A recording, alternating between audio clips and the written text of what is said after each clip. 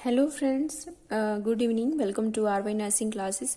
Friends, हम पढ़ेंगे roots of drug administration पढ़ रहे थे। इसका फर्स्ट पार्ट हमने पढ़ लिया है पिछली क्लास में। क्या क्या पढ़ा एक बार रिवाइज कर लेते हैं, फिर इस आगे का स्टार्ट करते हैं।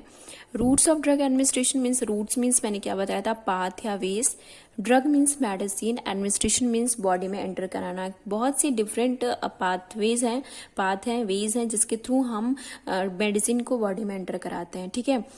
On the basis of location दो पार्ट में डिवाइड किया है, लोकेशन, लोकल रूट और सिस्टमिक रूट।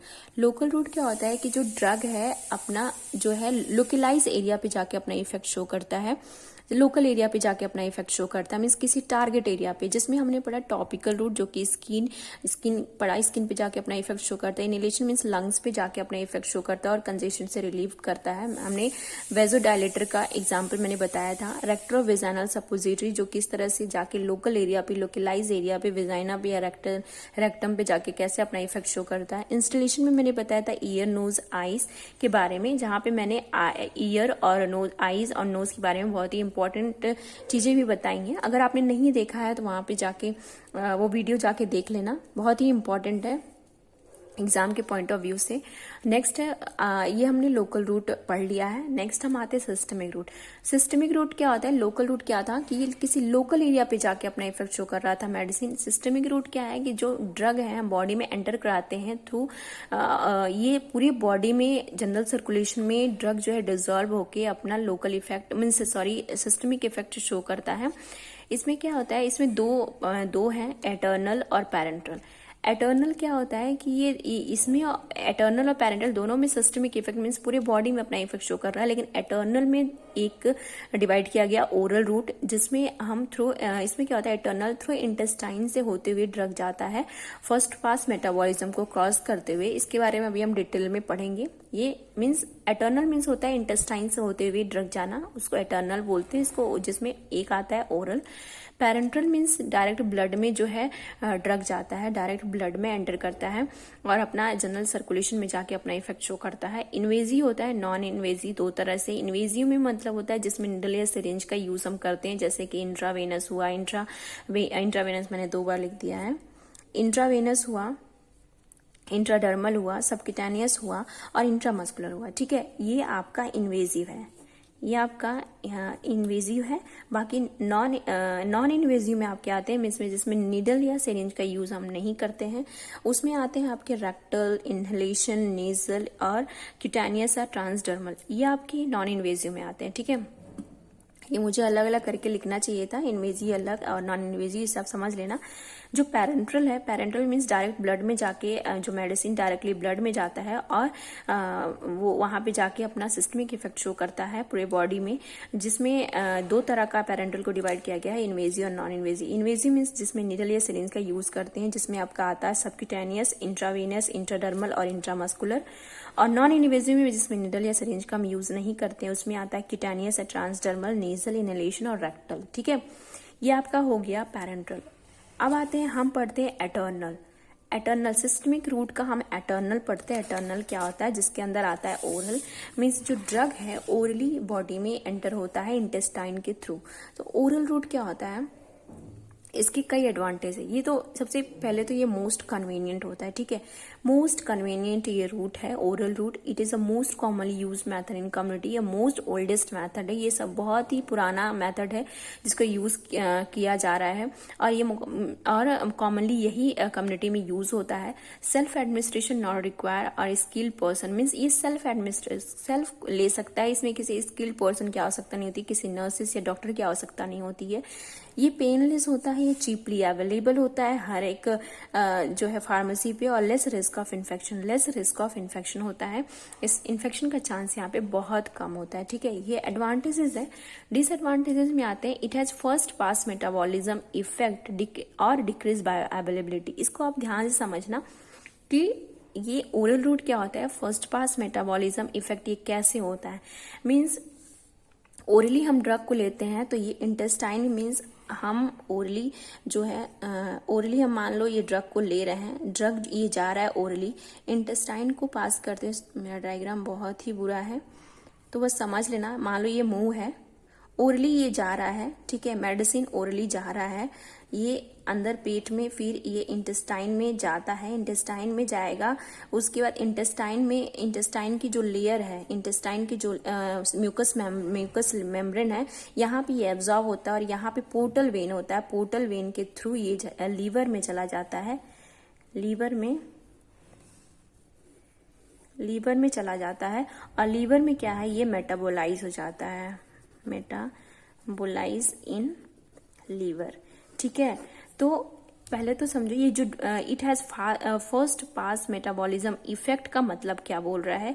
पहले तो ड्रग हम ओरली लेते हैं, ओरली इंटेस्टाइन में जाता है, इंटेस्टाइन की जो म्यूकस मेम्ब्रेन है यहाँ पे ये एब्जॉर्ब होता है, एब्जॉर्ब होते हुए ये पोर्टल वेन के थ्रू, मीन्स जो ये पोर्टल वेन होती है जहां से जो ड्रग है पोर्टल वेन के थ्रू लीवर में जाता है, और लीवर में ये मेटाबोलाइज होता है, लीवर में मेटाबोलाइज हो जाता है, उसके बाद ये जाके ड्रग बॉडी के सिस्टमिक सर्कुलेशन में, जनरल सर्कुलेशन में डिसॉल्व होके पूरे बॉडी में ये सिस्टमिक इफेक्ट शो करता है, ठीक है। इस तरह से ये इफेक्ट शो करता है, मीन्स ये कितना लंबा रास्ता तय करते हुए, मीन्स माउथ से गया, इंटेस्टाइन में गया, वहां पे एब्जॉर्ब हुआ, वहां के पोर्टल वेन के थ्रू ये लीवर में जा रहा है, लीवर में जाके ये अपना जो वहां पे मेटाबोलाइज हो रहा है, वहां से मेटाबोलाइज होके तब जाके जनरल सर्कुलेशन में, ये जाके जनरल सर्कुलेशन में डिसॉल्व होके पूरे बॉडी में सिस्टमिक इफेक्ट शो कर रहा है, मीन्स लंबा समय ले रहा है। इसलिए इसका जो बायो अवेलेबिलिटी मीन्स जो दवा असर करनी चाहिए थी, मान लो 100% असर करनी चाहिए थी, 100% ना करते हुए ये केवल 70 या 80% ही असर करेगी, मीन्स इतना लंबा रास्ता तय करते हुए जा रही है, इंटेस्टाइन में एब्जॉर्ब हो रही है, लीवर में मेटाबोलाइज हो रही है, उसके बाद ये ब्लड में आ रही है, तो कुछ दवा तो इधर ही रह गया, फिर बाकी दवाएं जो है बॉडी में जाके जनरल सर्कुलेशन में जाके डिसॉल्व होके बॉडी में सिस्टमिक इफेक्ट शो कर रही हैं, मीन्स एक तो लंबा समय इसको लगा, दूसरा ये जितना असर करना चाहिए था, मीन्स इसकी एफिकेसी है, जितना इसको असर करना चाहिए था 100% मान लो करना चाहिए था, 100% ना करते हुए 70-80% ही कर रही है, मीन्स इसकी, इसलिए इसको बोलेंगे बायो अवेलेबिलिटी इसकी कम हो जाती है, मीन्स दवा को जितना असर करना चाहिए था उतना ना असर करते हुए थोड़ा कम कर रहा है, तो डिक्रीज बायो अवेलेबिलिटी, इसका मतलब यही होता है असर जितना करना चाहिए था, मान लो 100% करना चाहिए था, 100% ना करके 70-80% कर रहा है, तो इसको डिक्रीज बायो अवेलेबिलिटी बोलते हैं। उसको बायो अवेलेबिलिटी जो मेडिसिन होती है उसकी जो असर करने की, जो उसकी काम करने की जो वो है परसेंटेज है, वो उतना ना करते हुए उससे कम कर रहा है, वो है डिक्रीज बायो अवेलेबिलिटी। तो ये आपको आई होप समझ में आ गया होगा कि it has first pass metabolism, क्योंकि ये फर्स्टली ये जाके मेटाबोलाइज हो जा रहा है लीवर में, तब तो जाके ये जनरल सर्कुलेशन में जा रहा है, इसलिए इसको लंबा समय लग रहा है। एक तो ये पहले ही थोड़ा एब्जॉर्ब होते होते आ रहा है, तो उतनी जो दवा असर करनी चाहिए थी उतनी ना करते हुए थोड़ा कम कर रही है, तो लंबा समय ले रही है, तो इसकी जो बायो अवेलेबिलिटी है वो कम हो गई, ठीक है। आई होप आपको समझ में आ गया होगा, नहीं आया होगा तो दोबारा इसको देख लेना, ठीक है। फिर डिलेड एब्जॉर्प्शन, जैसा कि मैंने बोला लंबा रास्ता तय करते हुए जा रहा है तो डिले एब्जॉर्प्शन हो जाता है, मीन्स लंबा समय लग रहा है, तो एब्जॉर्प्शन में टाइम लगता है 20 से 30 मिनट। तो फ्रेंड्स यहाँ याद रखना, यहाँ से क्वेश्चन बनते हैं, तो इसमें अगर हम ओरली ले रहे हैं तो ऑनसेट ऑफ एक्शन या टाइमिंग कितना लगता है असर करने में, तो 20 से 30 मिनट, कम से कम आधे घंटे लग जाते हैं, ठीक है।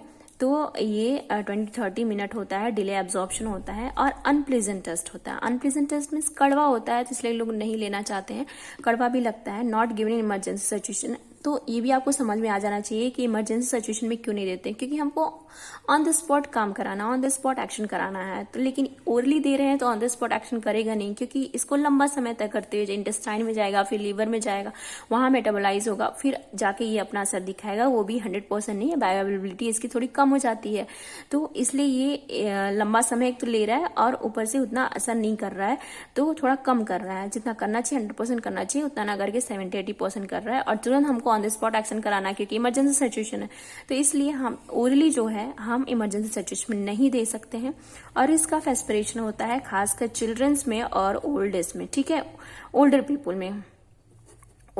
में, ठीक है। तो ये आपको ओरल जो है एटर्नल रूट जो कि इंटेस्टाइन से होते हुए जा रहा है, ओरल रूट आपको आई होप समझ में आ गया होगा, इसके एडवांटेजेस और डिसएडवांटेजेस, ठीक है। अब नेक्स्ट हम पढ़ते हैं, नेक्स्ट आते हैं नेक्स्ट हम आते हैं इसके पैरेंटल रूट पे। पैरेंटल रूट क्या होता है कि जो ड्रग है फर्स्ट पास मेटाबॉलिज्म से होते हुए नहीं जा रहा है, मीन्स कि इसकी बायोअवेलेबिलिटी जो है मैक्सिमम रहती है, एफिकेसी इसकी मैक्सिमम होती है, ठीक है, not pass first pass metabolism, ठीक है। तो ये जो है इसलिए इसकी बायोअवेलेबिलिटी जो है इसमें ज्यादा होती है पैरेंटल रूट में, क्योंकि ये फर्स्ट पास मेटाबॉलिज्म को क्रॉस नहीं करते हुए जाता है, ये डायरेक्ट ब्लड में इंटर होता है मेडिसिन। इसका दो पार्ट है, इन्वेजिव नॉन इन्वेजिव। तो पहले हम नॉन इन्वेजिव पढ़ लेते हैं। नॉन इन्वेजिव क्या है, जिसमें हम इंजेक्शन या निडल का यूज नहीं करते हैं। तो पहला आता है रेक्टल। रेक्टल में हमने पढ़ा है इसको लोकल रूट में, क्या पढ़ा है कैसे ये लोकलाइज एरिया पे जाके अपना इफेक्ट शो करता है, और सिस्टमिक में भी पढ़ेंगे क्योंकि ये सिस्टमिक सर्कुलेशन में पूरे बॉडी में भी अपना इफेक्ट शो करता है, क्योंकि रेक्टम में हाईली वेस्कुलर एरिया होती है। उसमें क्या होता है कि जो ड्रग है, कुछ एग्जाम्पल है ड्रग्स हैं, एंडोमेथासिन और कौन सी ड्रग है, एंडोमेथासिन, जो कि अर्थराइटिस में देते हैं। ये जो है रेक्टल के थ्रू देते हैं, रेक्टल के थ्रू एंडोमेथासिन देते हैं, जो कि अर्थराइटिस, रिमेटॉइड अर्थराइटिस में ये ड्रग देते हैं। और ये रेक्टम में जो हाईली वैस्कुलर एरिया होती हैं वो उसमें कैपिलरीज में डिजोल्व होकर ये पूरी बॉडी में सिस्टमिक सर्कुलेशन में अपना असर दिखाता है, इफेक्ट शो करता है। तो इस तरह से ये सिस्टमिक इफेक्ट भी करता है, शो करता है। इस तरह से ये लोकल इफेक्ट भी शो करता है। तो ये दोनों में आ जाएगा, लोकल और सिस्टमिक दोनों में आ जाएगा। नेक्स्ट हम पढ़ते हैं इनहेलेशन, ठीक है। सॉरी, यहाँ सबलिंगुअल था, ये मैंने यहाँ लिखना मैं भूल गई, सबलिंगुअल, ठीक है, सबलिंगुअल रूट है ये। तो सबलिंगुअल रूट क्या होता है कि यहाँ पे जो ड्रग है इसमें ड्रग को जो है वो टंग के नीचे रखते हैं। सबलिंगुअल में जो ड्रग है उसको टंग के नीचे रखते हैं, बिलो द टंग रखते हैं, जो कि टंग के नीचे जो होती है हाईली वैस्कुलर एरिया होती है, स्मॉल कैपिलरीज होती है, जिसमें जो ड्रग है डिजोल्व होके पूरे बॉडी में सिस्टमिक इफेक्ट शो करता है। और इसमें क्या होता है, जो एग्जाम्पल के रूप में आप कहा जाता है एंटीजी, ठीक है, एंटीजी हो गया, आइसोसॉर्बिड हो गया, एंटीजी और आइसोसॉर्बिड बेस्ट एग्जाम्पल है, जो कि सबलिंगुअली देते हैं और ये अपना इफेक्ट सिस्टमिक सर्कुलेशन में शो करते हैं। तो ये बेस्ट एग्जाम्पल है। सबलिंगुअल में डिसएडवांटेजेस, पहला तो एडवांटेजेस ये हो गया कि ये फर्स्ट पास मेटाबॉलिज्म को क्रॉस नहीं कर रहा है, और दूसरा इसमें क्या है कि डिसएडवांटेजेस हो गया कि ये जो है ये ज्यादा अमाउंट में हम ड्रग नहीं दे सकते और ये मैक्सिमम टाइम तक हम नहीं रख सकते, ठीक है। ये धीरे धीरे स्लोली अपना इफेक्ट शो करता है। और अगर हम ये जो सबलिंगुअल जो होता है वो फास्टेस्ट एब्जॉर्ब, मतलब फास्ट रूट है, एब्जॉर्ब करता है, फास्टली एब्जॉर्ब करता है। इसमें ऑनसेट ऑफ एक्शन क्या होता है, इसको आप याद रखना। सबलिंगुअली अगर हम देते हैं तो इसका ऑनसेट ऑफ एक्शन जो है कितना होता है, onset of action 3 to 5 minute होता है। नॉट फास्टेस्ट रूट है लेकिन फास्ट एब्जॉर्ब होता है। तो ऑनसेट ऑफ एक्शन यहाँ से पूछता है कि सबलिंगुअल रूट में ऑनसेट ऑफ एक्शन ड्रग का कितना होता है, तो 3 to 5 मिनट होता है। तो ये आप याद रखना, ये यहाँ से क्वेश्चन बनते हैं, इंपॉर्टेंट है। 3 to 5 minute onset of action होता है सबलिंगुअल रूट में। इसमें बेस्ट एग्जाम्पल है एंटीजी और आइसोसॉर्बिड, जो बिलो द टंग देते हैं, ठीक है। नेक्स्ट हम पढ़ते हैं इनहेलेशन। इनहेलेशन में क्या होता है कि इनहेलेशन को हमने पढ़ा था लोकली ये कैसे इफेक्ट करता है। मैंने ब्रोंकोडायलेटर का एग्जांपल दिया था, किस तरह से ये लंग्स पे जाके अपना लोकल इफेक्ट शो कर रहा। और नेजल जो है वो इनहेलेशन जो है वो ये सिस्टमिक इफेक्ट भी शो करता है। किस तरह से इनहेलेशन, जैसे कि नाइट्रस ऑक्साइड होता है जो कि एनेस्थीसिया के लिए यूज होता है। नाइट्रस ऑक्साइड जो है वो एनेस्थीसिया के लिए यूज होता है, जो कि ये जो लंग्स के थ्रू ये इनहेल कराते हैं और लंग्स के थ्रू ये पूरे बॉडी में सिस्टमिक सर्कुलेशन में ये डिजोल्व होके पूरे बॉडी में ये अपना इफेक्ट शो करता है, एनेस्थेटिक इफेक्ट शो करता है इनहेलेशन। ये आपने लोकली ये कैसे इफेक्ट शो करता है मैंने इसको पढ़ा दिया है, और सिस्टमेटिकली कैसे ये अपना इफेक्ट शो करता है ये भी मैंने बता दिया कि किस तरह से नाइट्रस ऑक्साइड जो है ये इनहेल कराते हैं और पूरे बॉडी में एनेस्थेटिक इफेक्ट शो करता है। बेस्ट एग्जांपल है नाइट्रस ऑक्साइड इनहेलेशन का। नेक्स्ट हम पढ़ते हैं नेजल। नेजल हमने ये इंस्टॉलेशन में ईयर नोज आई जो मैंने पढ़ाया था, इसमें मैंने पढ़ाया नेजल में ये सिस्टमिक लोकल इफेक्ट भी शो करता है और नेजल जो है वो सिस्टमिक इफेक्ट भी शो करता है। सिस्टमिक इफेक्ट लोकल मैंने बता दिया, सिस्टमिक कैसे इफेक्ट शो करता है कि नोजल में भी म्यूकस मेम्ब्रेन होती है, जैसे म्यूकस प्रेजेंट होती है, वहां पे क्या होता है कि ये यहाँ पे कि जो हाईली वैस्कुलर एरिया होती है, छोटे छोटे कैपिलरीज होती हैं, म्यूकस जो वहाँ की होती है, म्यूकोसा जो होती है वो क्या करती है, जो ड्रग को डिसॉल्व कर लेती है, ड्रग को डिसॉल्व करके पूरी बॉडी में सिस्टमिक इफेक्ट शो करती है उसके थ्रू। छोटे छोटे कैपिलरीज म्यूकोसा के थ्रू ये पूरी बॉडी में डिसॉल्व होकर सिस्टमिक इफेक्ट शो करती है। फॉर एग्जाम्पल मैं बताऊंगी कि कौन कौन से ड्रग हैं जो कि नेजली दिए जाते हैं जो कि सिस्टमिक इफेक्ट शो करते हैं, जैसे कि वैसोप्रेसिन और कौन से ड्रग है ये gonadotropin releasing hormone, gonadotropin releasing GRH, gonadotropin releasing hormone vasopressin जो होता है एंटी डायरेटिक होता है, और GRH जो होता है गोनाडोट्रोपिन रिलीजिंग हार्मोन जो होता है वो एंटीरियर पिट्यूटरी ग्लैंड से फॉलिकुलर स्टिमुलेटिंग FSH और LH को रिलीज कराता है।